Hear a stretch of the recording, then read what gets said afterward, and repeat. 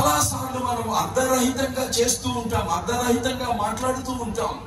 But ఇది అలా చేయడానికి వీలు లేదు. It has a definite meaning.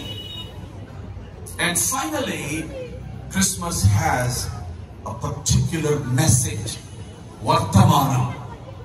So Christmas గురించినటువంటి మర్మము, క్రిస్మస్ గురించినటువంటి అద్భుతం, క్రిస్మస్ గురించినటువంటి అర్థం, క్రిస్మస్ గురించినటువంటి వర్తమానం, ఈ 4 విషయాలు ఎంత సంక్షిప్తంగా నేను వివరించగలిగితే అంత సంక్షిప్తంగా వివరించాలి అని ఆశపడుతున్నాను. First, the mystery of Christmas. మర్మం అంటే మిస్టరీ అనే దాన్ని పూర్తిగా అర్థము కాని విషయము అని చెప్పొచ్చు.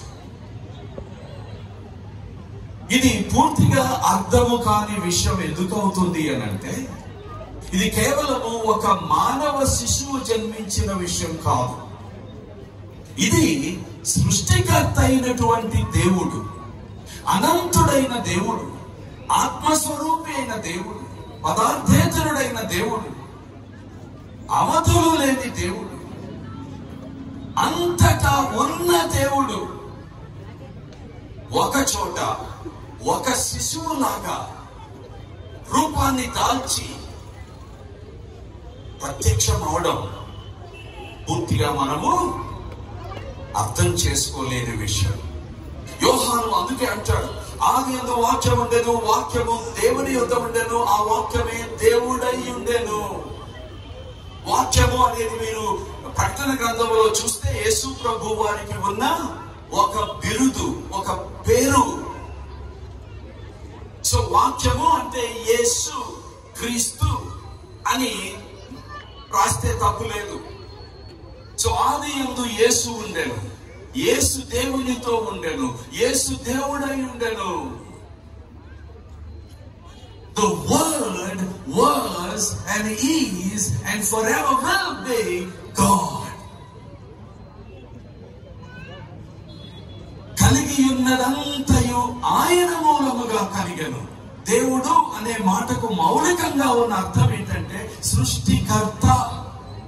మీరు ఎక్కడైనా సృష్టికర్తలు అనే మాట చదివారా? It doesn't make sense.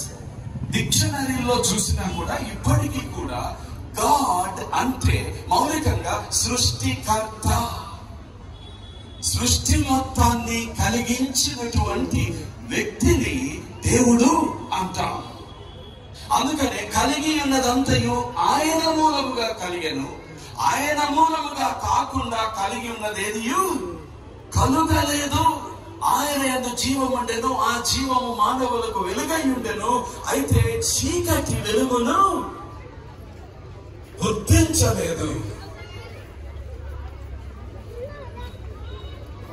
So అదే మొదటి అధ్యాయం యోహాను సువార్త 14వ వచనంలో ఉంది, ఆ వాక్యమే కృపా సత్య సంపూర్ణుడిగా మన మధ్య నివసించెను.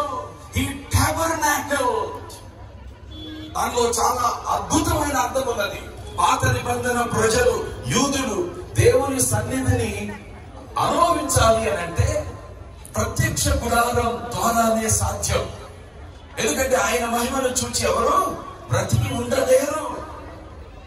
అందుకని దేవుడు సీనాయి పర్వతం మీద తన్ను తాను ప్రత్యక్ష పరచుకుంటున్నప్పుడు మోషే ప్రవక్తతో మీరు వెళ్ళి ప్రభు చెప్పిన మాటలు వెళ్ళి మాకు చెప్పండి, మేము మాత్రం దగ్గరికి రాము.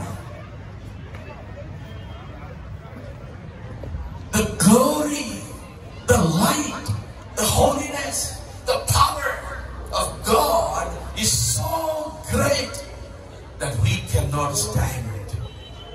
సూర్యుడు ఉన్నాడు, 110,000 మిలియన్లు మల్టిప్లైడ్ బై 110,000 మిలియన్ల నక్షత్రములలో ఒక చిన్న నక్షత్రం సూర్యుడు. ఆ సూర్యుడిని సూటిగా చూడగలమా?